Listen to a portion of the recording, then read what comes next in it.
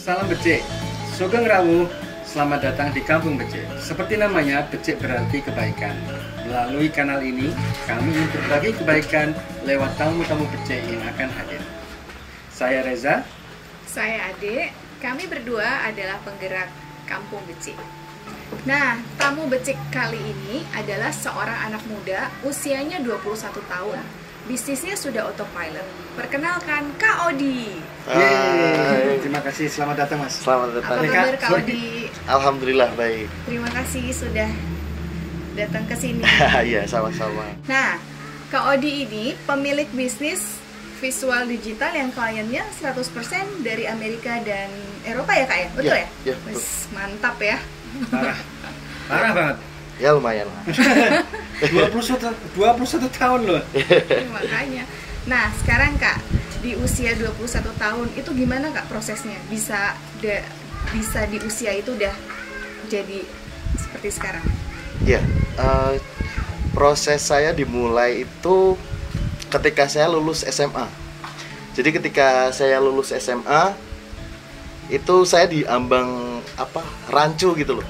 Ini antara saya mau lanjut kuliah atau saya langsung kerja gitu. Di proses itu waktu awal saya tetap daftar kuliah. Kenapa saya daftar kuliah? Tujuannya buat nyenengin orang tua dulu. Oh, orang tua pengen saya kuliah. Tapi saya kan kebetulan keterima nih di jalur undangan SNMPTN. Apa istilahnya?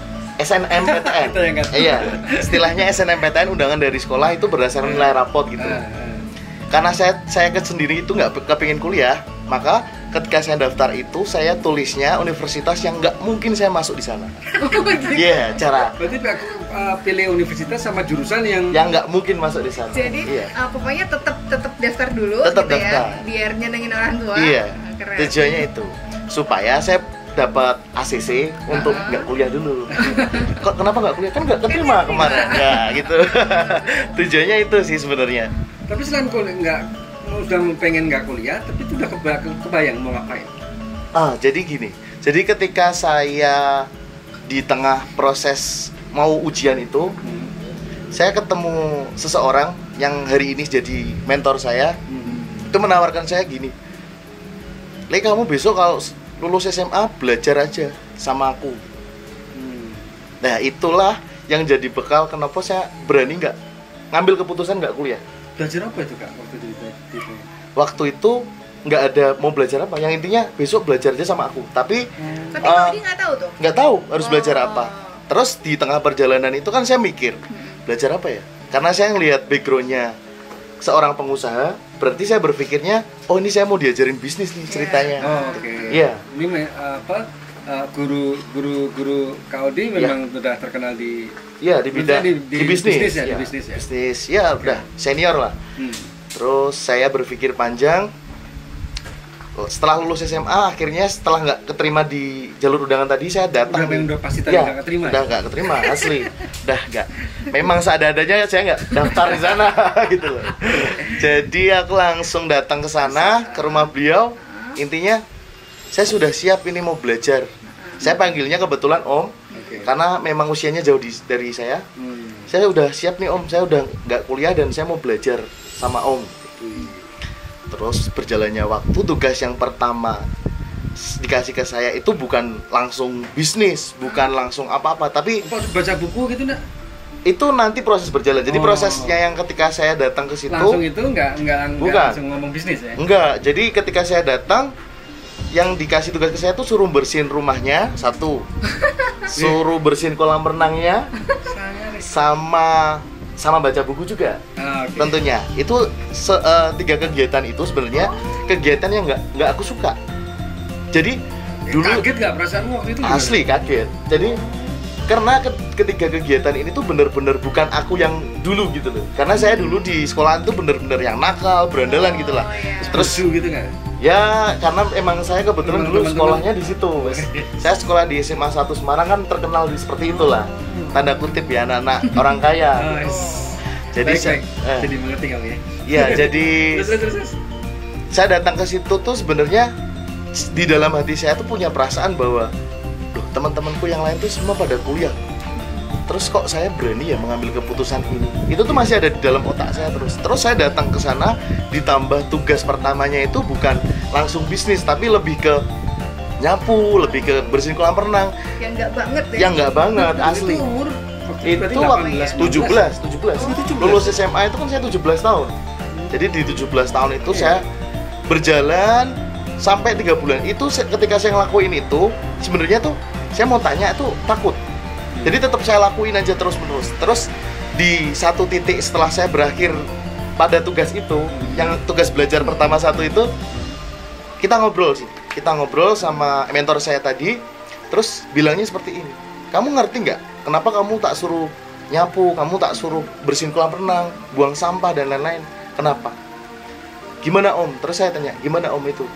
Jadi di sini tuh yang harus kamu belajar itu, kalau kamu mau belajar kerja, usaha, yang pertama itu namanya adalah belajar empati.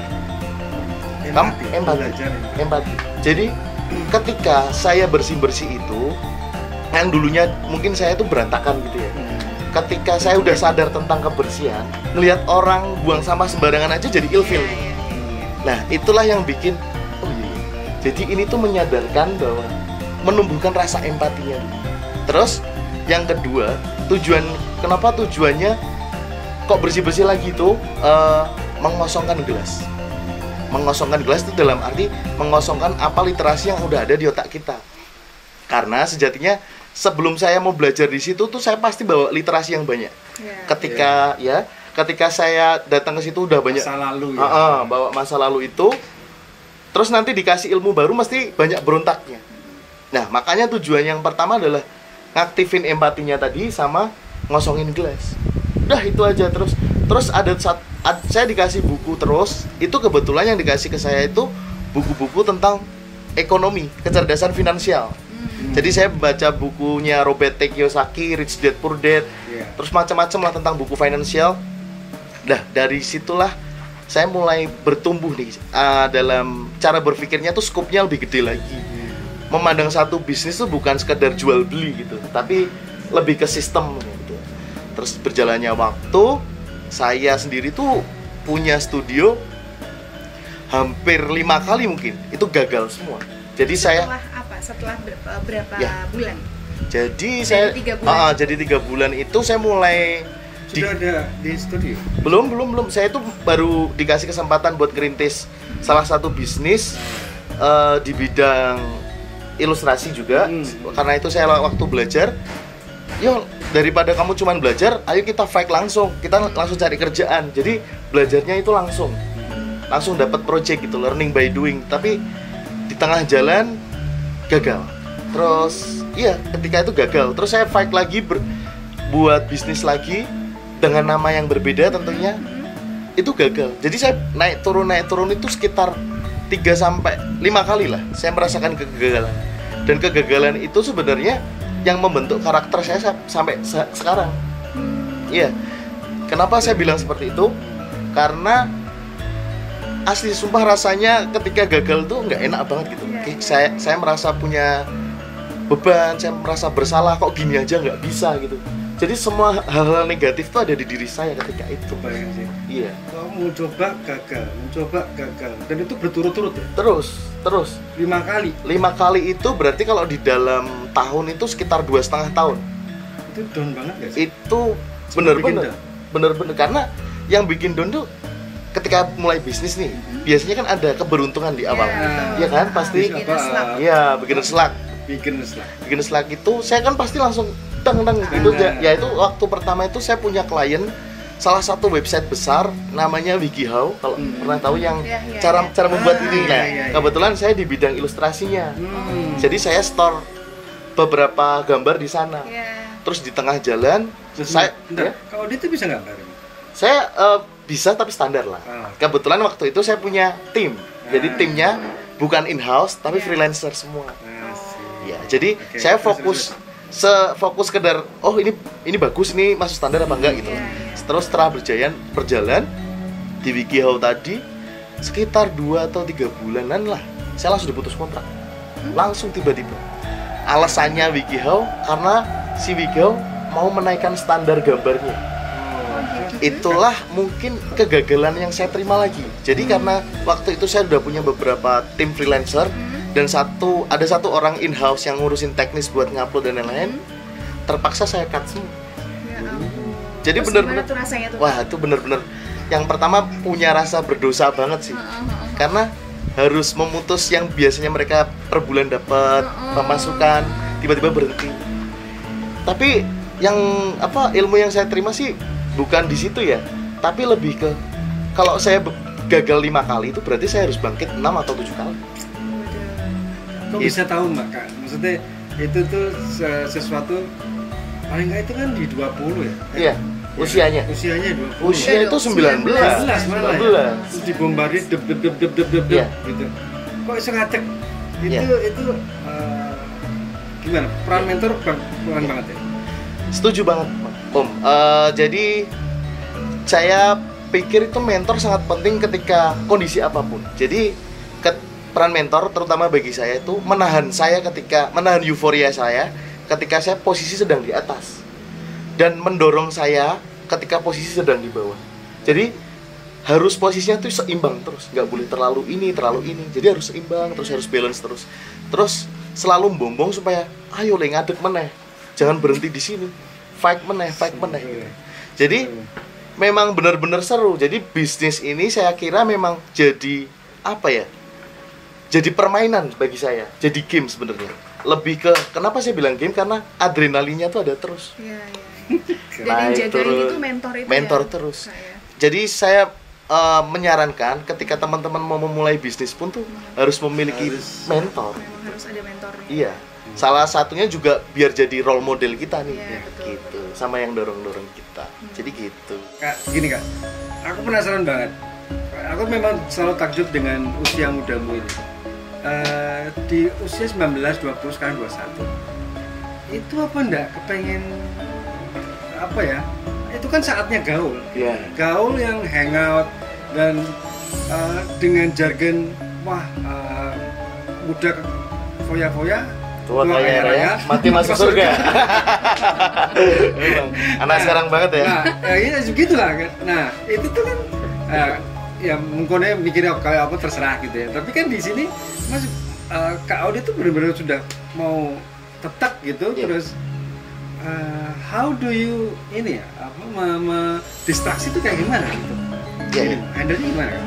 Oke, jadi gini, saya tuh sebenarnya ketika setelah lulus SMA itu saya bener-bener ngilang dari semua circle. Itu sekitar 6 bulanan. Sebenarnya tujuannya buat biar aku nggak bising sama distract. Ayo kuliah, ayo gini gitu. Saya berarti memberanikan diri waktu itu. Aku mau ngilang dulu lah. Setelah saya ngilang, saya pelan-pelan mulai muncul lagi nih ke teman-teman. Jadi teman-teman dulu, teman yang lama itu saya tongkrongin semua. Tapi di situ saya menyembunyikan identitas saya. Jadi misal kayak sekarang, kamu kerja di mana? Apa kamu kuliah di mana? Enggak, aku nggak kerja. Terus ya nggak ngapa-ngapain. Gitu. Kamu kemarin mana gitu? Ya, di rumah aja sih. Gitu. Okay. Jadi tujuannya sebenarnya gini. Saya selalu merendahkan diri saya terus ketika awal itu. Tujuannya ada sih satu quote yang mungkin bagus sih menurut saya. Rendahkanlah dirimu serendah-rendahnya agar tidak ada seorang pun yang bisa merendahkan. Jadi rendahkanlah dirimu serendah-rendahnya agar tak ada seorang pun yang bisa merendahkanmu. Losor banget. Wah, ini langsung itu kalau bukan rendah hati lagi udah rendah diri lagi. Jadi itu mungkin filosofi awal yang saya pegang waktu itu di 2 tahun awal itu. Saya bener-bener keep gitu. Jadi kegiatan yang saya lakuin tuh orang lain nggak ada yang tahu. Bahkan mama saya tuh nggak tahu loh kalau saya tuh harus nyapu, harus bersihin gitu.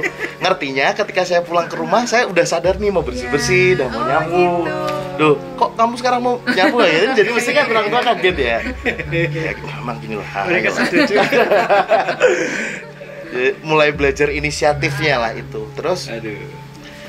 ya di awal sih itu sih Kak, yang mungkin jadi saya berarti harus menahan diri dulu. Tapi bukan berarti saya tidak main loh dengan teman-teman. Saya tetap main. Tetap karena saya tuh menjalani semua itu tuh relax aja gitu loh. Jadi ketika saya bisnis, ruangnya ya bisnis. Ketika saya main, ya berarti saya main. Tapi saya nggak bakal terganggu dengan omongan orang. Karena saya punya prinsip. Prinsip saya itu terbentuk gimana? Ketika saya sudah datang ke mentor saya, berarti itu saya punya komitmen. dan komitmen itu yang harus saya pegang, yang perjanjian itu ya bagi saya itu perjanjian yang saya harus benar-benar jaga dan jangan sampai ada yang orang tahu. Orang tahu ketika saya besok udah berhasil saja. Tapi proses itu jangan sampai orang tahu dulu. Jadi ceritanya ya saat ini. Jadi mungkin sekarang saya belum berhasil. Saya belum berhasil. Tapi saya terus berproses gitu loh. Jadi masa-masa sulit itu biar jadi kenikmatan saya. Karena kalau saya ceritakan mesti saya dihina. Iya, betul. Itu jadi tukang sapu. Iya, betul. Kak, tapi gini, di usia tadi ya, di proses tadi di 2 tahun itu kok bisa tahan gitu? Oh. Nah, gitu loh, bisa ketahananmu tahan. tuh, Kak? Iya. Amaze me. Jadi sebenarnya gini sih, kenapa kok saya bisa tahan? Intinya sih, saya kalau mengerjakan sesuatu tuh selalu tuntas. Selalu tuntas. Kuncinya itu. Berarti dirimu memastikan itu tuntas. Memastikan itu tuntas. Ketika sekarang kemarin ya mungkin saya mengalami beberapa fase kegagalan, itu bagi saya itu satu hal yang belum tuntas. Jadi saya punya tanggung jawab secara pribadi harus menuntaskan hal tersebut. Titik tuntasnya itu seperti apa? Jadi saya punya step mimpinya gitu. Jadi misal nih, step pertama, saya punya pendapatan waktu dulu mungkin bisa nutup operasionalku dulu, ya kan? Setelah step kedua saya punya karyawan 1. Karyawan 1 kok challenge-nya kurang nih, tambah lagi dan punya karyawan 2. Setelah punya karyawan 2 sampai sekarang ini kebetulan masih 4 tim saya, 5 dengan saya. Lalu sekarang bisnis sudah mulai jalan lah pelan-pelan, tinggal saya kontrol aja. Karena udah autopilot tadi ya? Ya betul, karena udah autopilot. Oke Kak Odi, sekarang kita ngomongin mindset. Nah, mindset apa yang Kak Odi pegang untuk proses sampai di saat ini? Oke, ya. Jadi saya pernah baca salah satu buku Prof. Reynald itu, dia menerangkan Reynald Kasali, betul Pak, Prof. Reynald Kasali. Dia menerangkan bahwa kami ini, generasi saya terutama itu adalah Gen Z. Jadi dia udah bukan milenial tapi sudah Gen Z. Gen Z ini punya tipikal, dia tuh namanya generasi strawberry. Generasi strawberry. Apa sih generasi strawberry? Generasi strawberry itu kan buah yang indah kalau kita lihat. Tetapi dia ketika jatuh pasti sudah langsung rusak. Hancur. Jadi analoginya seperti ini. Generasi Z ini, kita semua yang generasi Z ini sebenarnya punya potensi yang luar biasa. Jadi belajarnya sungguh sangat cepat. Jadi diajarin A itu langsung cepet, B langsung cepet. Tapi mentalnya ketika dia udah mengalami satu kegagalan pasti sudah baper. Gitu. Baper gitu. Aku udah nggak mau lagi karena udah baper tadi. Itu yang dinamakan generasi strawberry. Jadi kalau diri saya sendiri ketika membaca buku tersebut, kalau saya bandingkan dengan diri saya sendiri, saya nggak bukan itu gitu. Dan saya punya mindset bahwa ya saya harus keras terhadap diri saya sendiri, harus fight, gak bisa-bisan gitu. Ibaratnya kalau kepala harus ditaruh di kaki taruh kepala pun saya siap gitu. Karena saya memang punya punya tujuan, saya punya dream, saya punya goals yang harus saya kejar. Jadi yang target yang untuk diri saya sendiri itu harus keras terhadap diri sendiri. Yang kedua, harus kuat menahan diri dalam hal apapun, misal nggak sedikit-sedikit story, misal di apa-apa story gitu, atau apapun lah yang konsepnya selalu show off gitu ya. Jadi lebih ke menahan diri. Jadi harus keras terhadap diri sendiri, harus kuat menahan diri, dan yang ketiga harus taat terhadap mentor, guru, itu maupun dari personal atau lingkungan. Jadi saya sangat komit dengan tentang guru ataupun di lingkungan. Misal di lingkungan A punya rules tentang ini. Jadi saya sebagai murid atau sebagai member di sana harus ngikutin dong aturan main di sana. Lah, anak-anak yang zaman sekarang yang saya ngerasain itu di pantaran saya lah terutama, dia tuh pengen menunjukkan sesuatu yang lebih terus, tetapi nol sebenarnya gitu. Jadi cuman ngomongnya aja yang tinggi, aslinya nol lah. Ketok pinter, betul. Nah, itulah yang tadi yang dibutuhkan, harus menahan diri. Terus keras terhadap diri sendiri itu apa sih? Ketika kita melakukan sesuatu, pasti di tengah jalan pasti mempunyai masalah. Makanya mental kita harus terbentuk dengan, ya kalau saya bilang ya itu mental fighter itu. Jadi Bukan seberapa kuat pukulan kita, tapi seberapa lama kita bertahan. Bertahan. Iya. Oke, jadi bukan tentang power, Bukan tentang power, tentang tapi ketahanan. tentang endurance ya. Endurance. Iya, tentang ketahanan. Itu bagus banget. Iya. Mental fighter tadi tuh ya. Iya, dengan mental itu sebenarnya kita bisa membentuk hal yang lain. Gitu sih sebenarnya. Oke Kak, ini kalau ini kita bahas terus bakal panjang. Pasti ya. Nah, tipsnya nih. Sekarang Kak Odi sudah lihat kan, ini kita di Kampung Becek gitu. Ya. Dan ada adik-adik yang pasti butuh banget tips dari Kak Odi. Ya. Boleh nggak sharing? Boleh. Ya. Gimana Kak? Jadi kalau saya sendiri punya metode sih, ini sebenarnya metodologi sih. Itu saya namakan tabel. Tabel. TABEL. Jadi itu sebenarnya singkatan. Tabel itu apa? Tabel itu singkatan. Jadi saya mulai dari T-nya dulu. Ya. Jadi tabel diawali dengan T. T itu adalah tujuan. Jadi ketika saya untuk mau melakukan apapun, itu saya harus ngerti nih goals-nya sampai mana, goals terdekat mana, yang harus saya lakukan apa. Jadi tujuannya harus jelas dulu. Kita harus punya blueprint-nya dulu di dalam otak kita. Sorry Pak, Iya. potong. Tujuan itu langsung 20 tahun ke depan apa Enggak. gimana? Tujuan dikit demi sedikit. Tujuan yang saya maksud adalah ketika nih teman-teman misal mau memulai bisnis A, Ya. harus ngerti dong fundamentalnya bisnis itu seperti apa yang harus dilakukan, terus tujuan bisnis itu tuh mau menjual di mana gitu. Misal segmennya siapa, tujuannya harus jelas dulu.